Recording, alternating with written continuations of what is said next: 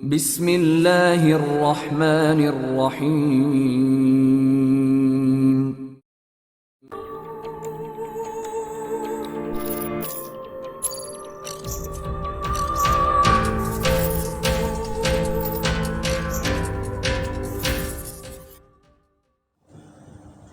السلام علیکم دوستو، فیبن سوسائٹی عمران سیریز ناول بمزہ کلیم ایم اے۔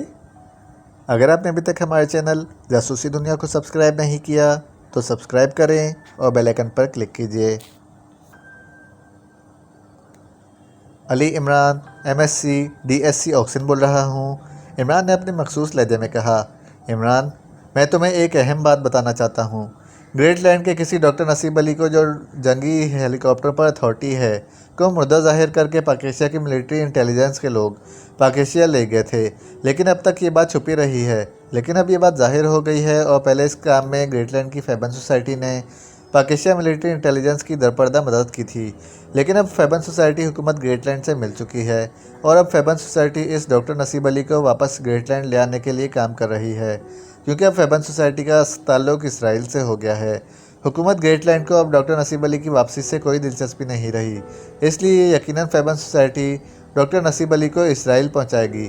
مجھے اچانک یہ اطلاع ملی تو میں نے سوچا کہ تمہیں اطلاع دے دوں۔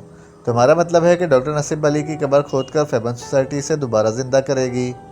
عمران نے مسکراتے ہوئے کہا۔ اوہ، اس کا مطلب ہے کہ تمہیں واقعی اس بارے میں معلوم نہیں ہے۔ وہ زندہ ہی لے جائے گئے تھے، اور اب وہ یقیناً پاک ایشیا کی کسی لیبارٹری میں کام کر رہے ہوں گے۔ ان کی موت ڈرامہ تھی۔ مجھے معلوم ہے کہ ایسا ہوا ہے، لیکن تمہیں معلوم نہیں ہے کہ اس ڈرامے کے چند ماہ بعد وہ حقیقی طور پر ہارٹ اٹیک سے وفات پا گئے تھے، اور چونکہ ان کی موت کو پہلے ہی حکومت پاک ایشیا ظاہر کر چکی تھی، اس لیے ان کی موت کو خفیہ رکھ کر انہیں دفن کر دیا گیا۔ عمران نے جواب دیتے ہوئے کہا۔ اوہ، کیا تم واقعی درست کہہ رہے ہو؟ ہاں، لیکن اچانک فیبن سوسائٹی کو گڑے مردے اکھاڑنے کا شوق کیوں پیدا ہو گیا ہے، یہ تو مجھے معلوم نہیں ہے۔ لیکن کیا واقعی ڈاکٹر نصیب علی وفات پا چکے ہیں؟ میں درست کہہ رہا ہوں؟ تم چاہو تو بے شک اپنے طور پر بھی معلومات حاصل کر سکتے ہو۔ ویسے مجھے غلط بات کرنے کی ضرورت بھی کیا ہے، کیونکہ اگر وہ زندہ ہوتے تب بھی فیبن سوسائٹی تو کیا، حکومت گریٹ لینڈ اور اسرائیل دونوں مل کر بھی انہیں واپس نہ لے جا سکتے تھے۔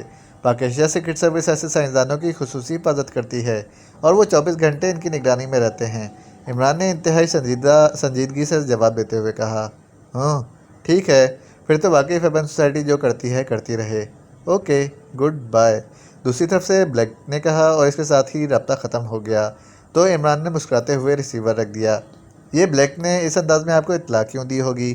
وہی پرانا نسخہ کہ میں محتاط ہو جاؤں گا اور ڈاکٹر صاحب کی زیادہ حفاظت شروع ہو جائے گی، یا انہیں لیبارٹری سے نکال کر کسی محفوظ مقام پر پہنچا دیا جائے گا۔ اس طرح اسے مشن مکمل کرنے میں آسانی ہو جائے گی۔ عمران نے مسکراتے ہوئے جواب دیا۔ اب مجھے یقین ہے کہ بلیک آپ کی بات کی کسی نہ کسی انداز میں تصدیق ضرور کرے گا۔ اوہ، یقیناً، ایک منٹ، عمران نے کہا، اور ریسیور اٹھا کر اس نے تیزی سے نمبر ڈائل کرنے شروع کر دیے۔ PA2 سیکرٹری خارجہ۔ رابطہ قائم ہوتے ہی سر سلطان کے PA کی آواز سنائی دی۔ علی عمران MSc DSc آکسن بول رہا ہوں، سیکرٹری داخلہ سے بات کراؤ۔ اوہ، عمران صاحب، لیکن یہاں تو سر سلطان ہے سیکرٹری خارجہ۔ آپ اگر سیکرٹری داخلہ سے بات کرنا چاہتے ہیں تو ان کا نمبر میں بتا دیتا ہوں۔ دوسری طرف سے PA نے حیرت بھرے لہجے میں کہا۔ سر سلطان اپنے آفس میں موجود ہیں یا نہیں؟ ہاں، مگر PA نے کچھ نہ سمجھتے ہوئے کہا۔ تو پھر وہ داخلہ ہوئے؟ خارجہ تو تب ہوتے جب کمرے سے باہر کسی سڑک پر گھوم پھر رہے ہوتے، عمران نے جواب دیا۔ تو دوسری طرف سے PA بے اختیار کھلکھلا کر ہنس پڑا۔ اوہ، تو آپ نے اس پیرائے میں انہیں داخلہ کہا ہے؟ ٹھیک ہے، پھر بات ہو سکتی ہے۔ دوسری طرف سے کہا گیا۔ سلطان بول رہا ہوں۔ چند لمحوں بعد سر سلطان کی مخصوص آواز سنائی دی۔ آپ کا سیکرٹری آپ کو سیکرٹری خارجہ کہہ رہا تھا، جبکہ آپ کمرے میں موجود ہیں، اس لیے میں نے اسے کہا کہ آپ اس وقت سیکرٹری داخلہ ہیں۔ تم خارجہ داخلہ کی بات چھوڑو، اپنی بات کرو۔ میں نے غیر ملکی سفیروں کی انتہائی اہم ترین میٹنگ اٹینڈ کرتی ہے، اور میں اٹھنے ہی والا تھا کہ تمہاری کال آ گئی، سر سلطان نے انتہائی سنجیدہ لہجے میں کہا۔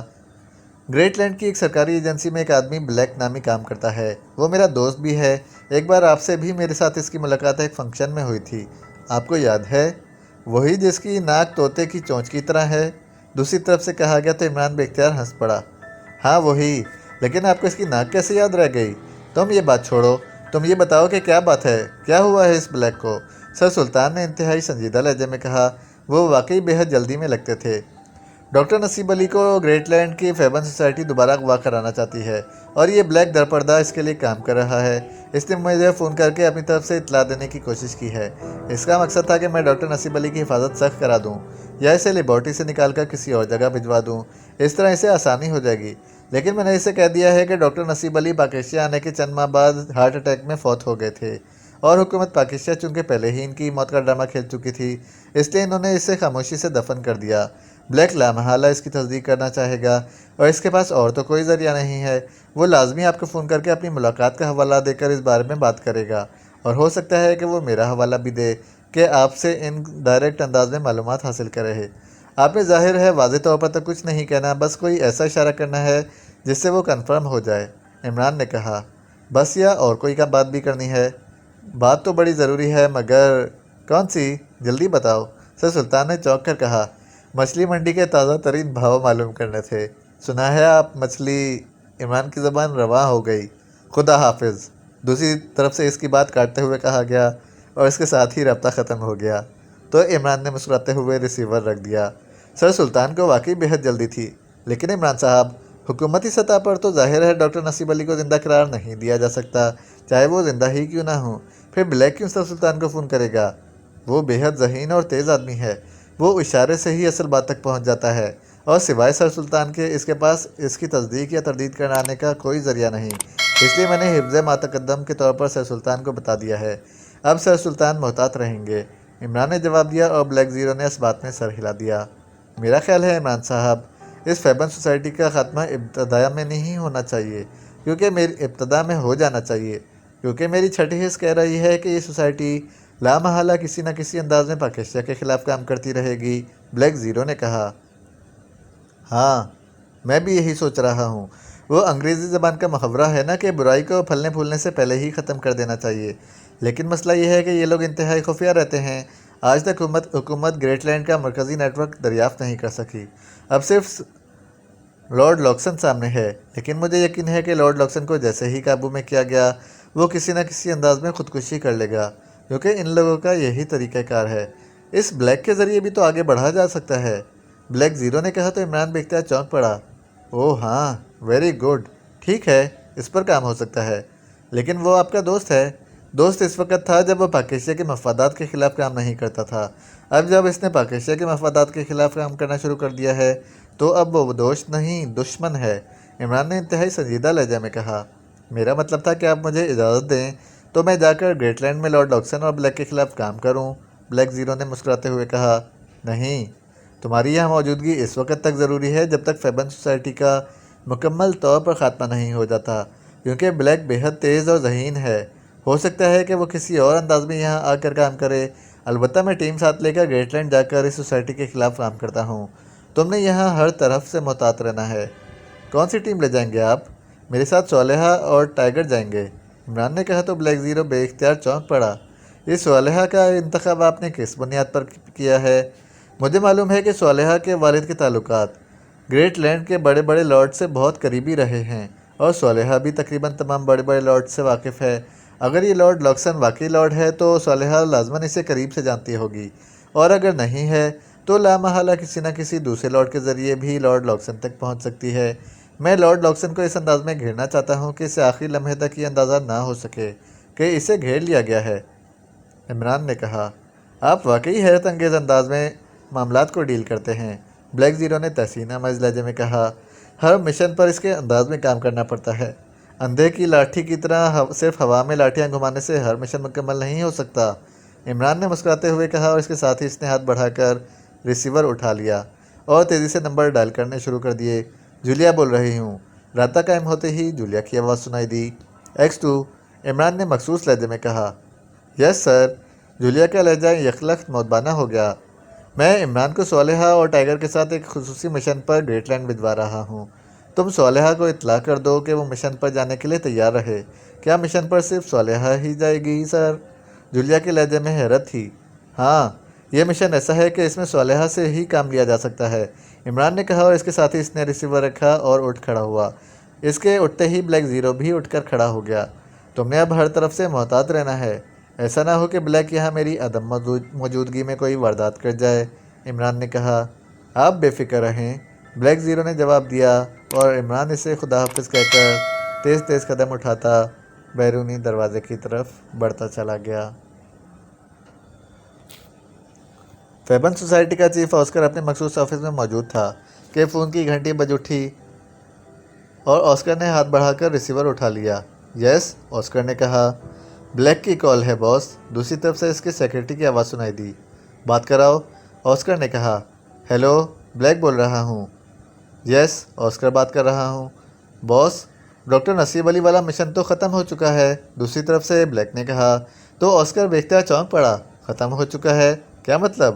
کیا تم نے اسے وہاں سے برآمد کر لیا ہے؟ نہیں باس، وہ وہاں جا کر ہلاک ہو چکا ہے۔ کیا مطلب؟ کیا تمہیں یہاں بیٹھے بیٹھے اطلاع مل گئی ہے؟ آسکر نے حیران ہو کر کہا۔ اگر آپ اجازت دیں تو میں آفس آ جاؤں، پھر تفصیل سے بات ہو جائے گی۔ ٹھیک ہے، آ جاؤ، آسکر نے کہا اور ریسیور رکھ دیا، لیکن اس کے چہرے پر حیرت اور الجھن کے تاثرات نمایاں تھے۔ یہ کیسے ممکن ہے؟ اگر واقعی ایسا ہے تو پھر تو لارڈ برنارڈ کو مطمئن کرنا مشکل ہو جائے گا، آسکر نے بڑبڑاتے ہوئے کہا، اور پھر تقریباً 20 منٹ بعد دروازہ کھلا اور بلیک اندر داخل ہوا اور اس نے آسکر کو سلام کیا۔ آؤ بیٹھو بلیک، تم نے تو مجھے یہ بات بتا کر چکرا کر رکھ دیا ہے۔ یہ واقعی چکرانے والی بات ہے باس، مجھے جب پہلی بار معلوم ہوا تو میں بھی چکرایا گیا تھا، لیکن پھر میں نے اسے کنفرم کیا ہے، بلیک نے کہا۔ مجھے تفصیل بتاؤ کیونکہ یہ تفصیل لارڈ لاکسن کو بتانی ہوگی، آسکر نے کہا۔ آپ کو تو معلوم ہے کہ عمران سے میرے طویل عرصے سے گہرے دوستانہ تعلقات ہیں، اور عمران جب بھی گریٹ لینڈ آئے تو وہ مجھ سے ضرور ملتا ہے۔ اس طرح جب بھی مجھے اپنی ایجنسی کے لیے پاکیشیا جانا پڑتا ہے تو میں عمران سے ضرور ملتا ہوں، اور چونکہ پاکیشیا میں صرف ڈاکٹر نصیب علی کو تلاش کرنا خاصا دشوار مرحلہ ہوتا، اس لیے میں نے عمران کو دوستانہ طور پر فون کیا اور اسے یہ اطلاع دی کہ فیبن سوسائٹی ڈاکٹر نصیب علی کو اغوا کرنے کے لیے پاکیشیا میں کام کر رہی ہے۔